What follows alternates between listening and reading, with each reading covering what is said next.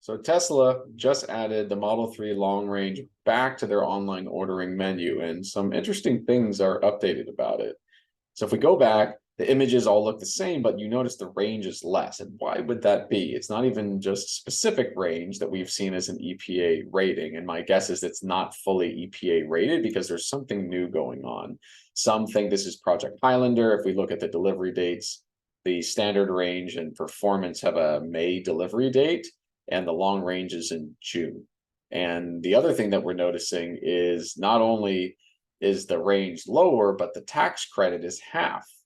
Which doesn't make sense. The long range is always eligible for the 7,500 tax credit. And the thought is similar to the standard range or the rear wheel drive Model 3 is this might be a new LFP pack has more cells.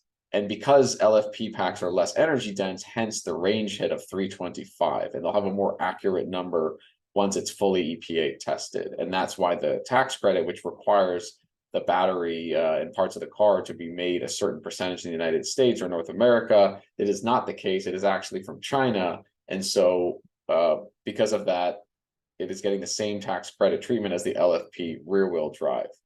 So that's really interesting. This is not confirmed. It's just a theory that I think may be true. We don't know that if this is the refreshed Model 3 and this is part of it, but the reality I think is this is an LFP pack that has more cells, and because of the less energy density, we see the hit into the range. However, because LFP has so many benefits, it may actually be a better day-to-day driving experience for those. My Model 3 is a NCA-based pack, had 353 as the max range.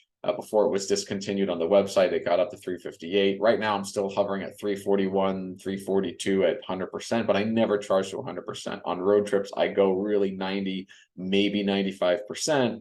And if this is truly a LFP pack, you're going to be able to get 325 daily, and the battery wants to be charged to that amount. So every day you're generally going to be able to wake up with over 300-mile range without any risk to the battery. And that's an amazing benefit for your day-to-day driving, is always charged to 100%. And all the other amazing benefits of LFP. I think this is going to be a wonderful car because the performance hasn't been hit at all, and you get all the benefits of LFP. So you get charged to 100%.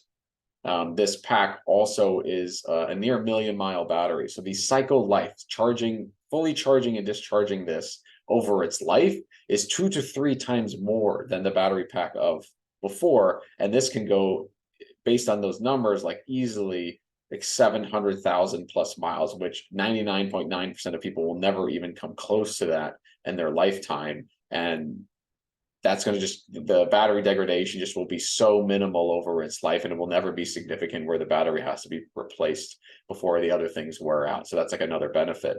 There's a safety benefit as well to LFP. So the combustion point that is required to combust or burn a battery cell is much higher. So it saves a lot more heat, and that translates to it in the event of an accident where the battery pack, there may be a fire, there may be something that happens, you're more likely to be able to escape and get away, because it's required, the heat requirement to actually have that impact in LFP is 2 to 3x more of a increased temperature than the previous car. So that's just an inherent benefit of that pack itself. The downsides around LFP, around cold weather, you may have heard, is generally reserved for those areas that are like really cold. Like both packs don't work great in cold weather, and it's further mitigated by just preconditioning the batteries. If you schedule charging and have your car ready for you before you go to work or when you need to use it, your battery's already warm, and that negates a lot of the disadvantages of cold weather. And we're talking about like close to 0 degrees Fahrenheit or lower. And so if you're in extreme cold, they still recommend long range and over real world drive, the standard range one or the performance, because you just kind of need as much range as you can get. And if you can precondition, it's just going to be a lot better.